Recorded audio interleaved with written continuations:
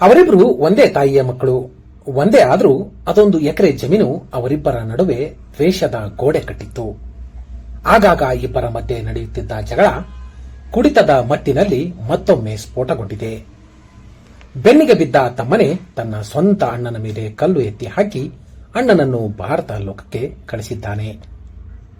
ಒಂದೇ ತಾಯಿಯ ಗರ್ಭದಿಂದ ಹುಟ್ಟಿದವರು, ಒಂದೇ ಮನೆಯಲ್ಲಿ ಬೆಳೆದವರು, ಬಾಲ್ಯದಲ್ಲಿ ಜೊತೆ ಜೊತೆಯಾಗಿ ಆಟವಾಡಿದವರು, ಸುಖ ದುಃಖದಲ್ಲಿ ಒಬ್ಬರಿಗೊಬ್ಬರು ಆಸರೆಯಾಗಬೇಕಾದವರು.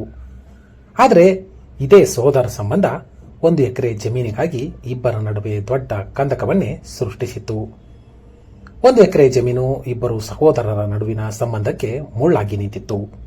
ಇದರ ಜೊತೆಗೆ ಇಬ್ಬರಿಗೂ ಇದ್ದ ಕುಡಿತದ ಚಟ, ಆಗಾಗ ನಡೆಯುತ್ತಿದ್ದ ಜಗಳ ಇಬ್ಬರ ನಡುವೆ ಮತ್ತಷ್ಟು ದ್ವೇಷವನ್ನು ಹೆಚ್ಚಿಸಿತ್ತು.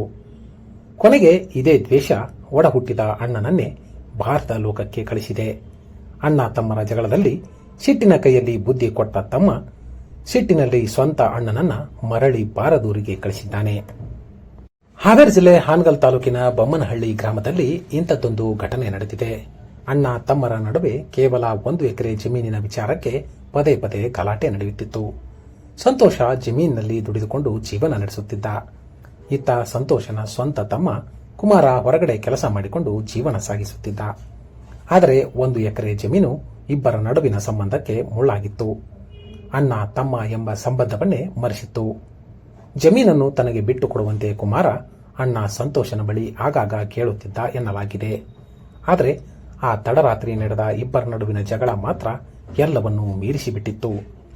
ಕುಡಿತದ ಮತ್ತಿನಲ್ಲಿದ್ದ ಅಣ್ಣ ತಮ್ಮರ ನಡುವೆ ಜಗಳ ಶುರುವಾಗಿತ್ತು. ಜಗಳ ವಿಕೋಪಕ್ಕೆ ತಿರುಗಿ ಇಬ್ಬರ ನಡುವಿನ ರಕ್ತ ಸಂಬಂಧವೇ ಮರೆತು ಹೋಗಿದೆ. ಆಗ ಕೋಪದ ಕೈಗೆ ಸಿಕ್ಕಿದ್ದು ಕಲ್ಲು. ಅದೇ ಕಲ್ಲನ್ನು ಎತ್ತಿಕೊಂಡ ತಮ್ಮ ಕುಮಾರ ತನ್ನ ಸ್ವಂತ ಅಣ್ಣ ಸಂತೋಷನ ಮೇಲೆ ಎತ್ತಿ ಹಾಕಿದ್ದಾನೆ. ಪರಿಣಾಮ ಅಣ್ಣ ಭಾರತ ಲೋಕಕ್ಕೆ ತೆರಳಿದ್ದಾನೆ. ಸಂತೋಷ ಮತ್ತು ಕುಮಾರನ ತಾಯಿ ಸದ್ಯ ತವರು ಮನೆಯಲ್ಲೇ ಇದ್ದರು. ಹೀಗಾಗಿ ಇವರ ತಾಯಿಯ ತಮ್ಮ ತನ್ನ ಅಕ್ಕ ಹಾಗೂ ಆಕೆಯ ಮಕ್ಕಳಿಗಾಗಿ 1 ಎಕರೆ ಜಮೀನು ಬಿಟ್ಟುಕೊಟ್ಟಿದ್ದ. ಮುಂದೆ ನಿಮ್ಮ ತಾಯಿಯನ್ನು ಯಾರು ನೋಡಿಕೊಳ್ಳುತ್ತಾರೋ ಅವರೇ ಈ ಜಮೀನಿನ ವಾರಸುದಾರರು ಎಂಬ ಮಾತನ್ನು ಹೇಳಿದ್ದರಂತೆ. ಹೀಗಾಗಿ ಊರಲ್ಲೇ ಕೂಲಿ ಕೆಲಸ ಮಾಡುತ್ತಿದ್ದ ಸಂತೋಷ ಅದರ ಜೊತೆಗೆ ಜಮೀನನ್ನು ನೋಡಿಕೊಂಡು ಬರುತ್ತಿದ್ದ. ಆದರೆ ಕುಮಾರ ಮಾತ್ರ ಹೊರಗಡೆ ಕೆಲಸ ಮಾಡುತ್ತಿದ್ದನಂತೆ. ಕುಮಾರ ಸ್ನೇಹಿತರ ಜೊತೆ ಸೇರಿ ವಿಪರೀತ ಕುಡಿಯುತ್ತಿದ್ದನಂತೆ. ಆ ದಿನ ರಾತ್ರಿ ಕೂಡ ಅಣ್ಣ ತಮ್ಮ ಇಬ್ಬರು ಮನೆಯ ಕೂಗಳತೆಯ ದೂರದಲ್ಲಿದ್ದ ಬಾರ್ಗೆ ತೆರಳಿ ಮದ್ಯ ಸೇವಿಸಿ ಮನೆಗೆ ಬಂದಿದ್ದರು. ಮನೆಯ ಕಟ್ಟೆಯ ಮೇಲೆ ಮಲಗಿದ್ದ ಸಂತೋಷನ ಬಳಿ ಬಂದ ತಮ್ಮ ಕುಮಾರ ಕಾಲಿನಿಂದ ಕೆದಕಿ ಅಣ್ಣನ ಜೊತೆ ಜಗಳಕ್ಕೆ ನಿಂತಿದ್ದ. ತಾಯಿ ಇಬ್ಬರು ಜಗಳ ಮಾಡಬೇಡಿ ಎಂದು ಮನವಿ ಮಾಡುತ್ತಿದ್ದರು. ಕುಮಾರ ಮಾತ್ರ ಯಾವುದನ್ನು ಕೇಳಲಿಲ್ಲ. ಮನೆಯ ಅಂಗಳದಲ್ಲೇ ತಾಯಿಯ ಕಣ್ಣೆದೊರೆ ಕಲ್ಲು ಎತ್ತಿಕೊಂಡು ಅಣ್ಣನ ಮೇಲೆ ದಾಳಿ ಮಾಡಿದ್ದಾನೆ.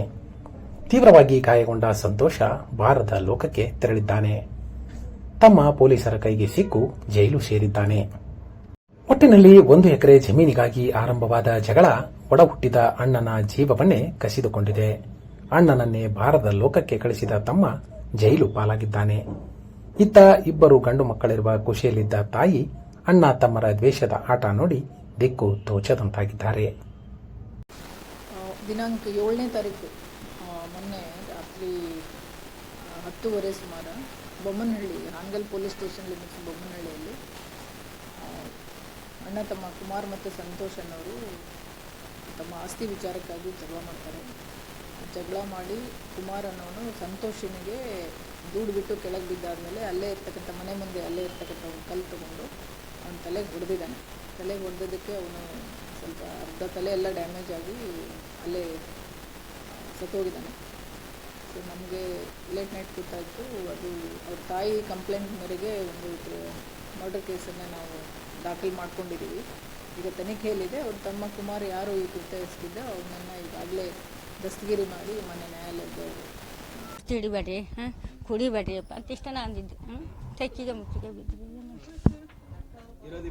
ಇವರೇ 2 ಮಂದಿ ಯಾರು ಇದ್ರಿ ಬಿಡ್ತೀನಿ. ಅವನು ಅಪ್ಪ ಅತ್ಲಾಗ್ರ ಹೋಗಪ್ಪ ಅಂತ ಅಲ್ಲಿ ಅವ್ನು ದುಡ್ರೆ ಇವ್ನು ದುಡ್ಲಿಲ್ಲ ಹೋಗ್ಲಿಲ್ಲ. ಏನು ಮಾಡಿ 10 ಗಂಟೆಗೆ ಆಗಿದ್ರಿ. ಯಾರಿದ್ದಿಲ್ಲ ಮಕ್ಕಳಿದ್ರಿ. ಹಂಗಾರಿ ಹೊರೆ ಕಾಲಾಗ ದುಡಿಮೆ ಕಾಲಾಗ ನೀ ಮಾಡಲಿ ನಾ ಮಾಡ್ತಂಪ ನೀ ಸುಮ್ಮನಿರು ಮಕ್ಕ ನೀವು ಉಂಡು ಬರೀ ಮಕ್ಕಳದು ಮಾಡು ನಾ ಮಾಡ್ಕೊಂತಾನೆ ನೀವು ಒದಾಡೋದು ಅಂದ್ಬಿಡು, ಕುಡಿಯೋದು ಬಿಟ್ಟು ಕುಡಿದು ಒದಾಡೋದು ಅಂದ್ಬಿಡು ಅಂತ ಇಷ್ಟ. ಇವ ದೊಡ್ಡವ ಕುಡಿಯೋದು ಒದಾಡೋದು ಚೀರಾಡೋದು. ಹ್ಞೂ ಜಗ್ಗ ಕುಡಿತೀನಿ. ಹೊಲದ ವಿಚಾರದಾಗ ಜಗಳ ಆಡಿದ್ರಂತಲ್ಲ ಮತ್ತೆ ಎಷ್ಟಿತ್ತು ಅವ್ರದ್ದು ಹೊಲ? ಇರೋದು 1 ಎಕರೆ ಐತ್ರಿ. ನಾ ಮಾಡೋದಂಗಿಲ್ಲ, ನಂಗೆ ನಿಗಂಗಿಲ್ಲ, ನೀನ ಮಾಡು ಬಂದು ಇಲ್ಲಿ ಮಾಡಿಕೊಟ್ಟು ಮತ್ತೆ ಹೋಗೋದು. ಅದೇ ವಿಚಾರಕ್ಕೆ ಇದು ಮಾಡ್ರಿ. ಅಲ್ಲ ಈಗ ಸಂತೋಷ ಯಾರು ಕುಮಾರ್ ಹೊರಗಡೆನೆ ಇರ್ತಾ ಇದ್ದಂತ ಹೊರಗೆ ಹೋಗಿದ್ರೆ ಮತ್ತೆ ಇಲ್ಲಿ ಬಂದು ಒಟ್ಟು ಮಾಡ್ತಿತ್ತು. ಮತ್ತೆ ಅವ್ನ ಒಟ್ಟು ಆಸರೆ ಹಾಕಿತ್ತು, ಮಾಡ್ತಿದ್ದ. ಗೊಂಡಿ ಕೆಲಸ ರೀ, ಗೊಂಡಿ ಕೆಲಸಕ್ಕೆ ಹೋಗ್ತೀನಿ. ಅದಕ್ಕೋಸ್ಕರ ಈ ಅದು ಇರೋ 1 ಎಕರೆ ನಾನೇ ಮಾಡ್ತೀನಿ ಅಂತ ಹೇಳಿದ್ದೆ ಸಂತೋಷ. ನೀನು ಬಂದು ಮಾಡು ಅಂತಿದ್ರು. ನೀನು ಬಂದು ಮಾಡಪ್ಪ, ನಂಗೆ ನಿಗಂಗಿಲ್ಲ ಅಂತ. ಇಬ್ರು ಏನು ಬೇರೆ ಆಗಿದ್ದಿಲ್ಲ? ಇಲ್ರಿ, ಬೇರೆ ಆಗಿದ್ದಿಲ್ಲ. ಅವ್ರು ಬಂದು ಇದು ನಿಮ್ಮ ತಳ ಅಲ್ಲ, ನಿಮ್ಮ ಮಾವರ ಊರು ಇದೆಲ್ಲ? ಹ್ಞೂ ರೀ, ನಮ್ಮ ಅಣ್ಣಾರ ತಮ್ಮಾರ್ದು ರೀ. ನಮ್ಮ ಅಣ್ಣಾರ್ದು ತಮ್ಮಾರ್ದು. ಬಂದು ಎಷ್ಟು ವರ್ಷ ಆಯ್ತು ಆಮೇಲೆ? ಭಾಳ ದಿನ ಆತ್ರಿ ಬಂದು.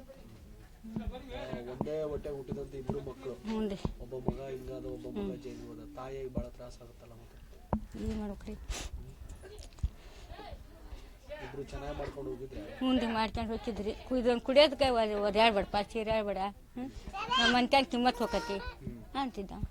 ನೀವು ಅವಾಗ ಜಗಳ ಮಂದಿ ಅಲ್ಲೇ ಇದ್ರಿ, ಮುಂದೆ ಇದ್ರಿ? ಬಿಡಿಸಿ ನಾವು ನೀವು ಕುಡಿಯ ಮತ್ತೆ ಬಿಡಿಸಿ ಹೊರಗೆ ಬಂದು ಅಷ್ಟೊಂದು ರಕ್ತ ಆಗೈತಲ್ಲ, ಎದರಿಂದ ಹೊಡೆದನ? ಕಲ್ಲು ತೊಗೊಂಡು. ಕಲ್ಲು ಅಲ್ಲೇ ಇತ್ತ ಕಲ್ಲು? ಹ್ಞೂ ತಗೊಂಡು ತಲೆಗೆ ತನ್ನ ತಲೆಗೆ ಹಾಕ್ಯಾನ. ಆಮೇಲೆ ನೀವೆಲ್ಲ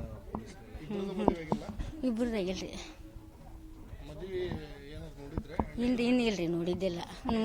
ನೋಡೋಣಂತ ಮನೆ ಪನಿ ಅಲ್ಲಿ ಒಟ್ಟು ಮಾಡೋಣಂತಪ್ಪ ಅಂತ ಇದ್ದೆ ನಾನು.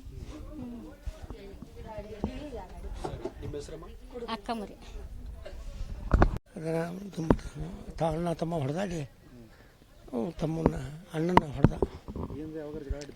ಅವರು ದಿನ ತರಲಿದ್ದು ರೀ. ನಾವು ಅಲ್ಲಿ ಪ್ಲಾಟ್ನಾಗ ಇದಾವ್ರಿ. ಅವ್ರು ಹಂಗೆ ನಾನೇ ಹಿಡ್ಕೊಂತ ಇದ್ರು. ಮಗಲ್ದಾಗ ಎಲ್ಲರ ಮಕ್ಕಳಾಗ ಹೊಡೆದಾಡ್ಯಾರ. ಜಮೀನಿನ ಸಂಬಂಧ ಯಾವ ಜಮೀನಿಗೆ ಏನಿಲ್ಲ ರೀ. ನಾವು ತಂಗಿಗೆ 1 ಎಕರೆ ಕೊಟ್ಟವ್ರಿ, ಮಾಡ್ಕೊಂಡು ಹೋಗ್ರಪ್ಪ ಅಂತ ಹೇಳಿದ್ವಿ. ಏನು ಇಲ್ಲಿ ಭಾಳ ವರ್ಷದಿಂದ ಅದ, ಒಂದು 28-30 ವರ್ಷದಿಂದನೇ ಅದಾಳ್ರಿ. ಅವು ಕುಡಿಯೋದು ಇತ್ತಿತ್ತಾಗ ಒಂದು 4-5 ವರ್ಷ ಆಗಿತ್ತು ರೀ ಅವರು ಕಲ್ತು. ಕುಡಿಯೋದ್ರ ಸಂಬಂಧ ಕುಮಾರ ಹೊರಗಡೆ ಹೋಗಿದ್ನಿ ರೀ ಕೆಲ್ಸಕ್ಕೆ. 1 ವಾರ ಆಗಿತ್ತು ರೀ ಅವ. 1 ವಾರ ಆಗೈತಿ. ಎಷ್ಟು ಕೆಲಸ ಮಾಡಿ ಅದು ಒಂದಿರೋ 1 ಎಕರೆ ನಾನೇ ಮಾಡ್ಕೊಂತೀನಿ ಅಂತ ಹೇಳಿದ್ನಂತ, ನಿಜನೇ ಅದು? ಅದೆಲ್ಲ ಏನಿಲ್ಲ ರೀ. ಅವ್ರು ರವು ಕೊಟ್ಟಿವ್ರಿ ನಾವು.